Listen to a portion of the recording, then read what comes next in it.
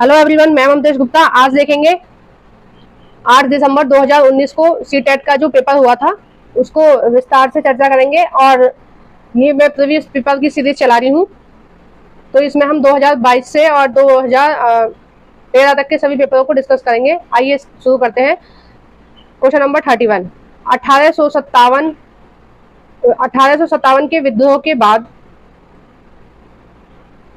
1857 के विद्रोह के बाद अंग्रेजों ने किस प्रकार भारत पर अपने नियंत्रण को समाहित किया, यानी कि किस तरह से अपना जो शासन व्यवस्था है वो कैसे चलाई या कैसे नियंत्रण करा भारत को उस तरह से। ठीक है, ये भारत नहीं है, भारत है, टाइपिंग मिस्टेक हो गई है।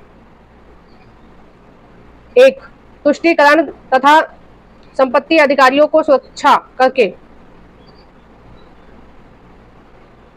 दूसरा है, ईस्ट इंडिया कंपनी के सभी अधिकार ब्रिटिश साम्राज्य के हाथों में सौंप कर तथा भारतीय मामलों को ज्यादातर बेहतर ढंग से संभाला जा सके। तीसरा है, अवध, बिहार, मध्य भारत और दक्षिण भारत के ज्यादा से ज्यादा सिपाहियों की भर्ती कर। चौथा है, भूमिहीनों तथा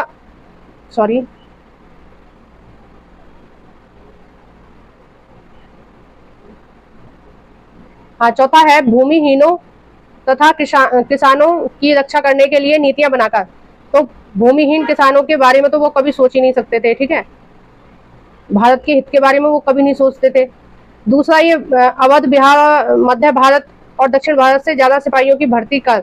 ऐसा नहीं है, क्या था, ये जो बिहार, अवध और यूपी, हरियाणा, इनसे जो सिपाहियों की भर्ती थी वो काफी हद तक उन्होंने कम कर दी थी, क्योंकि सबसे ज्यादा जो विद्रोह हुआ था वो उत्तर भारत में हुआ था।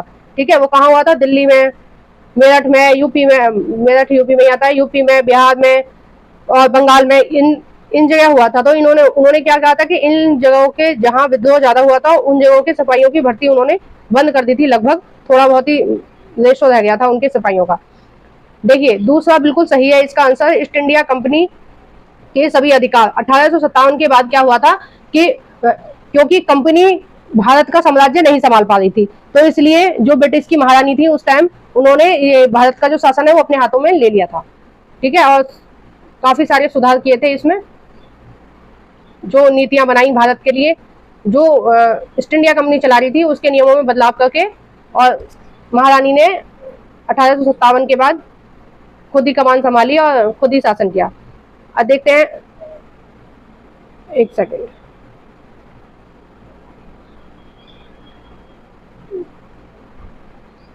देखिए, निम्नलिखित में से क्या प्रतिनिधि लोकतंत्र की विशेषता नहीं है?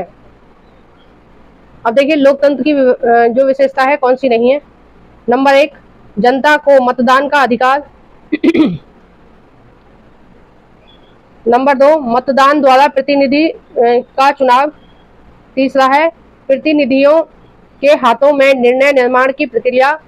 चौथा है, जनता की निर्णय निर्माण की प्रक्रिया में प्रत्यक्ष भागीदारी। तो कौन सी विशेषता नहीं है, ये चीज हमें ध्यान रखनी है। तो इसका जो सही आंसर है वो है चौथा। देखिए, जनता अपने प्रतिनिधि को चुनती है मतदान के द्वारा, यानी कि वोट डालकर वो चुनती है एक नेता को, और जो प्रतिनिधि या जो नेता जनता चुनती है उस नेता के द्वारा निर्णय लिए जाते हैं जनता के भलाई के लिए या जनता के कल्याण करने के लिए। ठीक है, तो इसमें क्या लिखा है? जनता प्रत्यक्ष रूप से सहभागिता होती है निर्णयों में, तो निर्णय में नहीं सहभागिता होती है उसकी, प्रत्यक्ष रूप से, अप्रत्यक्ष रूप से होती है। क्योंकि जो जनता जिस नेता को चुनती है या जिस प्रतिनिधि को चुनती है वो निर्णय लेता है जनता के विषय में। ठीक है, सीधे जनता नहीं लेती है। नेक्स्ट देखते हैं, भारत में किस क्षेत्र को छोटा तिब्बत कहा जाता है? ए, हिमाचल प्रदेश, बी, लद्दाख, तीसरा है अरुणाचल प्रदेश, चौथा है सिक्किम। तो इसका सही आंसर है दूसरा, लद्दाख। नेक्स्ट देखते हैं, भारत में अपील प्रणाली या पौनवादिक प्रणाली किसे कहते हैं? ए, निचले न्यायालय के आदेश के खिलाफ उच्च न्यायालय में अपील का प्रावधान। दूसरा है, न्यायिक सेवा में आवेदन का प्रावधान। तीसरा है, न्यायालय के आदेश के खिलाफ संसद में अपील का प्रावधान। देखो, ये तो बिल्कुल ही गलत है। जो न्यायालय की जो अपील होगी, कुछ भी होगा, उसका संसद से कोई मतलब नहीं है। ठीक है ना। वो कार्यपालिका अलग है और न्यायपालिका अलग है, और ये 3 पालिका है, ये तीनों अलग अलग है।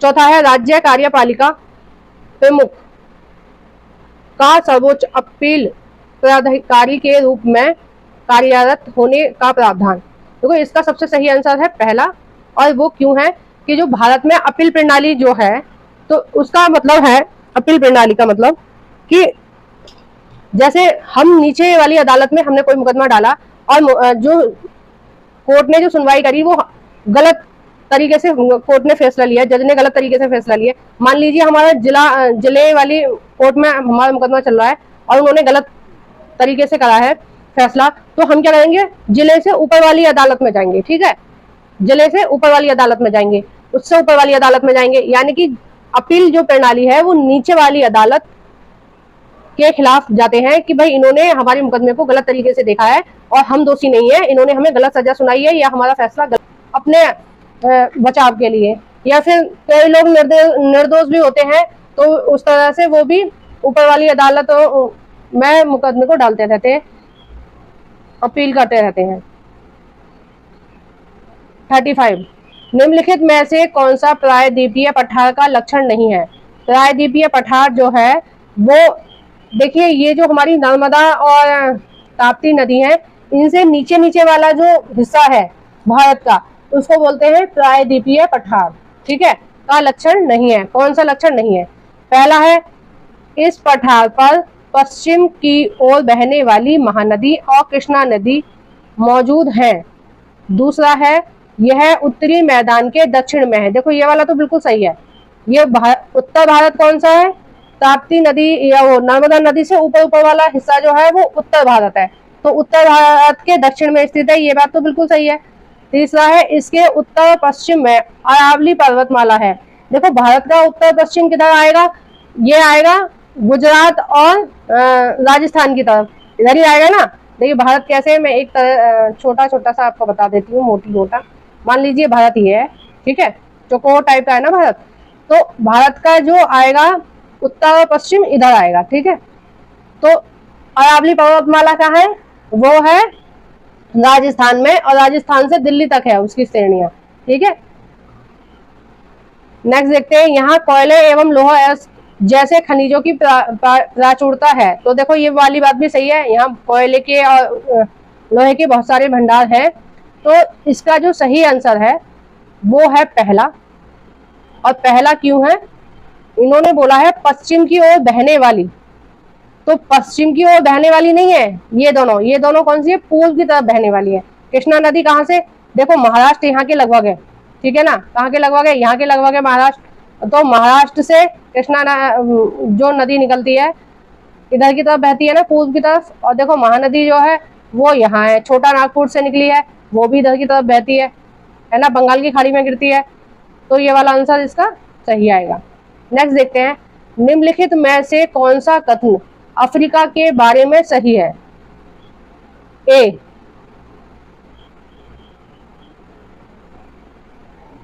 पहला है, इसके पश्चिम में यूराल पर्वतमाला। देखो ये यहीं से ही गलत होगा। यूराल मैंने कहा बताया था आपको।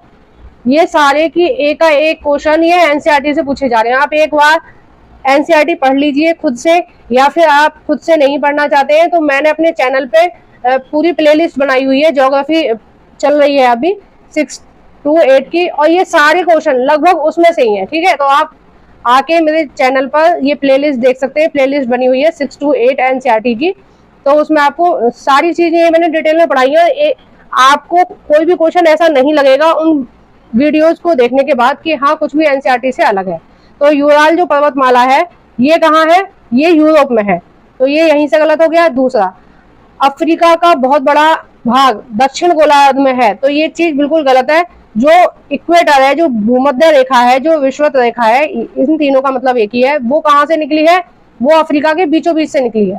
ठीक है, दक्षिण गोलार्ध में नहीं है वो बहुत बड़ा भाग। तीसरा, यही एक ऐसा महाद्वीप है जिससे होकर कर्क, विषुवत और मकर रेखाएं गुजरती हैं। देखो ये बिल्कुल सही है, और ये 6th क्लास एनसीईआरटी का चैप्टर नंबर 5 है ना, उससे आया है ये क्वेश्चन, तो ये बिल्कुल सही है। एकमात्र ऐसा महाद्वीप है जिससे तीनों रेखाएं गुजरती हैं। देखिए ये मैंने आपको वर्ल्ड मैप दिखा दिया। और देखिए इसमें, एक मिनट में दिखा देती हूँ आपको। इक्वेटर, देखो ये तो है इक्वेटर, ठीक है, और सॉरी, हाँ ये है इक्वेटर, और ये है 23 डिग्री 23.5 डिग्री यानी कि कर्क रेखा, और देखिए ये है मकर रेखा। तो एकमात्र ऐसा महाद्वीप है जिससे तीनों रेखाएं गुजरती हैं, ठीक है। और हमारे भारत में कौन सी गुजरती है? कर्क रेखा, ऊपर वाली। नेक्स्ट देखते हैं। देखो इसका आंसर ये वाला, तीसरा वाला एकदम सही है। नेक्स्ट देखते हैं। भारत के दक्षिणी भागों, विशेषकर तमिलनाडु और आंध्र प्रदेश में शरद ऋतु, आंध्र प्रदेश में शरद ऋतु में वर्षा होती है। क्यों वर्षा होती है? ए, पवन स्थल भागों से लौटकर, पता नहीं क्या हो जा रहा है इसमें।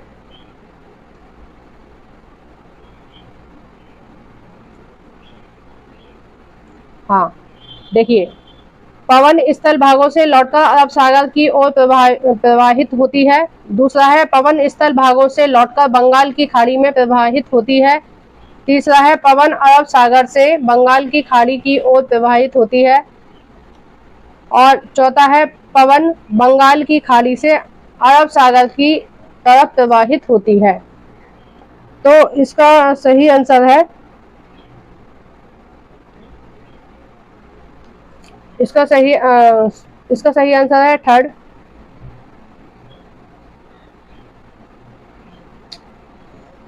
क्या हो जाता है? इसका सही आंसर है थर्ड। नेक्स्ट देखते हैं। निम्नलिखित में से कौन सा धनशोध पर्वत है? ए, वत्सेज पर्वत, वासजेस पर्वत। दूसरा है हिमालय पर्वत। तीसरा है अल्पसियन पर्वत। चौथा है यूराल। हिमालय भारत में है, ये वलित पर्वत है। यूराल भी यूरोप में है, ये वलित पर्वत है। और अल्पसियन भी वलित पर्वत है। तो इसका सही आंसर हो गया पहला। इसका सही आंसर हो गया पहला, वासजेस पर्वतमाला। नेक्स्ट देखते हैं। कथन ए, पृथ्वी से हमें चंद्रमा का केवल एक ही भाग दिखाई पड़ता है। कारण, चंद्रमा पृथ्वी का एक चक्कर लगभग 27 दिनों में पूरा करता है। ये भी 6th class NCERT chapter number 1 से लिया गया है क्वेश्चन। और लगभग इतने ही समय में वह अपने अक्ष पर एक चक्कर भी पूरा करता है। तो देखिए, जो कथन कहा गया है और जो कारण है वो दोनों ही सही है। और ये जो बी वाला है वो एक ही एकदम सही व्याख्या कर रहा है। तो इसका सही आंसर हो गया दूसरा, कि दोनों सही हैं और जो बी है वो एक ही सही व्याख्या करता है। अब देखिए 40वां देखते हैं। कार्यांतरित सेल के बारे में, ये 6th क्लास एनसीईआरटी से आया है क्वेश्चन, 6th क्लास की ज्योग्राफी से। कार्यांतरित सेल के बारे में दिए गए कथनों पर विचार कीजिए। पहला, अग्नीय और अपसादी सेल उच्च दाब व ताप व दाब के प्रभाव में कार्यांतरित सेल में परिवर्तित हो जाती हैं। देखिए ये बिल्कुल सही है। ये दोनों जो गैस है ताप और दाब के कारण क्या है, कार्यांतरित सेल में परिवर्तित हो जाती है। दूसरा है, कार्यांतरित सेल उच्च दाब व ताप के प्रभाव में पिघलकर द्रवित मैग्मा बन जाती हैं। देखिए ये भी सही है। तीसरा है, संगमरमर एक कार्यांतरित सेल है, ये भी सही है।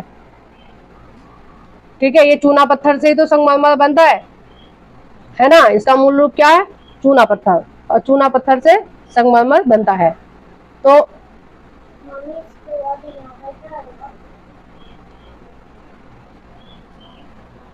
इसका सही आंसर है 4।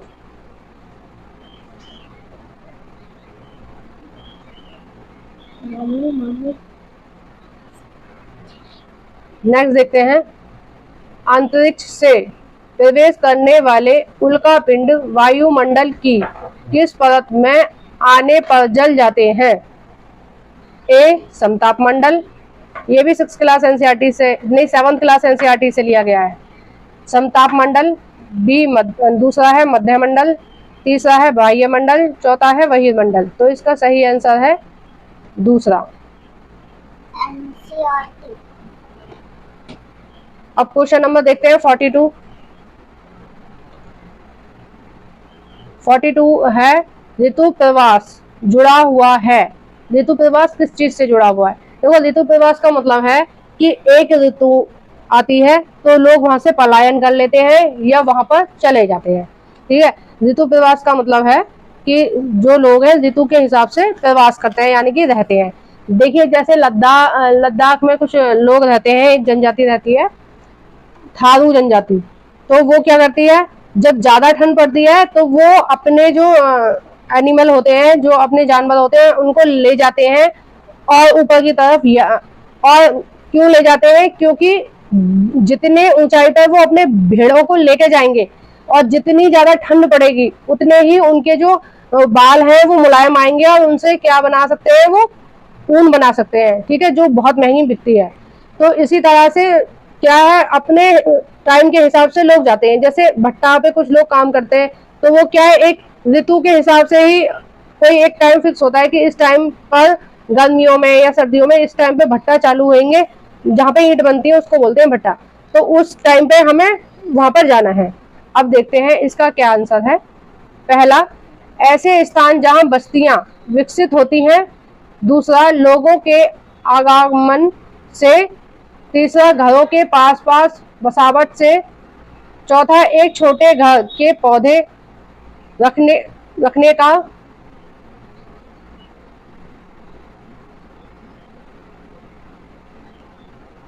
घर के पौधे रखने का कृत्रिम आहत से। तो इसका सही आंसर है, जैसा कि मैंने आपको बताया ही था, दूसरा, कि लोगों का एक स्थान से दूसरे स्थान ऋतु के हिसाब से परिवर्तित हो जाते हैं। ठीक है, तो ऋतु के हिसाब से उन्हें काम मिलता है। कुछ काम सर्दियों के होते हैं तो वो सर्दियों में दूसरी जगह जाके काम कर लेते हैं।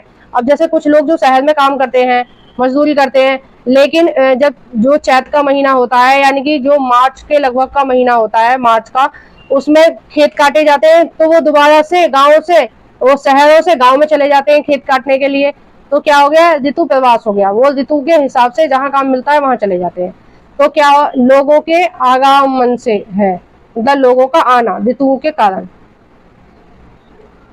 43 देखते हैं, स्थायी पवनों के संबंध में कथन ए और कथन बी पर विचार कीजिए। ए, ये पवनें वर्ष भर लगातार निश्चित दिशा में चलती हैं। बी, पश्चिम एवं पूर्व पवनें इनके उदाहरण हैं। तो देखिए इसका सही आंसर है दूसरा। पहला सही है और दूसरा गलत है। ठीक है, पहला सही है और दूसरा गलत है। देखिए जो स्थायी पवनें होती हैं वो क्या है, ये 7th क्लास एनसीईआरटी से आया है क्वेश्चन। तो जो स्थायी पवनें होती हैं वो क्या है, एक निश्चित दिशा में चलती हैं स्थायी पवनें। आगे देखते हैं नेक्स्ट। ब्राजील के कंपोस और वेनेजुएला के लोनास उदाहरण हैं। देखिए ये दोनों जो घास के मैदान हैं, ये कहाँ के उदाहरण हैं? ए, भूमध्य सागरीय वनस्पति के। दूसरा है शीतोष्ण कटिबंधीय घास स्थल के। तीसरा है टुंड्रा प्रकार की वनस्पति के। चौथा है उष्ण कटिबंधीय घास स्थल के।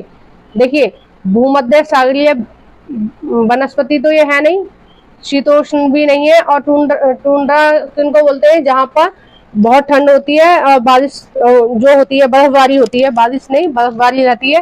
टुंड्रा का मतलब है कि जैसे कश्मीर वगैरह में जो वनस्पति पाई जाती है उनको हम टुंड्रा बोलते हैं। ठीक है, उसमें क्या है, एक आध महीने ही मौसम साफ रहता है कुछ जगह, बाकी जगह क्या है, पूरे टाइम ही बर्फ से वो घाटी पूरी ढकी रहती है ना, कश्मीर घाटी। तो इसका सही आंसर है 4, उष्ण कटिबंधीय घास के स्थल। जो उष्ण कटिबंधीय घास के स्थल हैं उनके दोनों उदाहरण हैं। और मैप में इनकी कंडीशन क्या है देखिए। देखो ब्राजील ये वाला है, ठीक है, और ये लोनास, ये यहीं पे ही घास मिलती है दोनों, ठीक है ना। तो ये क्या है, उष्ण कटिबंध है। और उष्ण कटिबंध क्यों है ये, क्योंकि देखिए यहाँ पर ये इक्वेटर के आसपास है ना। ये जो कर्क रेखा और विषुवत रेखा और मकर रेखा, ये जो पूरा स्थान है ये क्या है, उष्ण कटिबंधीय, ठीक है ना। दोनों रेखाओं के बीच का स्थान क्या है, उष्ण कटिबंधीय। तो ये दोनों घास कहाँ पाई जाती हैं, ये पाई जाती हैं दक्षिणी अमेरिका में, कंपास और वेनेजुला के लोनास। नेक्स्ट देखते हैं, और ये इस वीडियो का लास्ट क्वेश्चन है, ठीक है। हम 15-15 करके एक पार्ट में डिस्कस करेंगे, क्योंकि थोड़ा लेंदी हो जाती है वीडियो, तो फिर आप लोग भी बोर हो जाते हो देख देख के। तो 15-15 क्वेश्चन हम डेली करेंगे, ठीक है। चलो अब देखते हैं, जलवायु के संबंध में कथन ए और बी पर विचार कीजिए। ए, जलवायु वायुमंडल में दिन प्रतिदिन होने वाला परिवर्तन है। बी, किसी स्थान की जलवायु सिर्फ उसकी ऊंचाई और तथा उच्चावच पर निर्भर करती है। तो इसका सही आंसर है 45 का पहला। ए और बी दोनों गलत है। देखिए ये प्रतिदिन होने वाला परिवर्तन नहीं है। जो जलवायु और वायुमंडल की जो चीजें हैं ये बहुत लॉन्ग टर्म की होती हैं, और थोड़ा बहुत फर्क पड़ता है ऊंचाई से। उच्चावच माने कोई चीज ऊंची है और कोई चीज नीची है, उस चीज से थोड़ा बहुत फर्क पड़ता है, लेकिन ऐसा नहीं है कि सिर्फ उन्हीं चीजों से फर्क पड़ता है। ये जो जलवायु है ये तो बहुत लॉन्ग टर्म की चीजें हैं, है ना। और इसको विस्तार से आप देखना चाहते हैं तो मैंने बताया ही आपको कि आप प्लेलिस्ट में देख सकते हैं। और ये जो मोस्टली क्वेश्चन है सारे की सारे एकाएक मैं कहूंगी, एक भी क्वेश्चन बाहर नहीं आता है सीटेट में। और आप उसके लिए एनसीईआरटी के लिए मेरे चैनल पर देख सकते हैं, मैंने प्लेलिस्ट बनाई हुई है 6 to 8 की। इसी तरह की और क्वेश्चन के लिए सब्सक्राइब करें मेरा चैनल एनसीईआरटी मंत्रेश गुप्ता।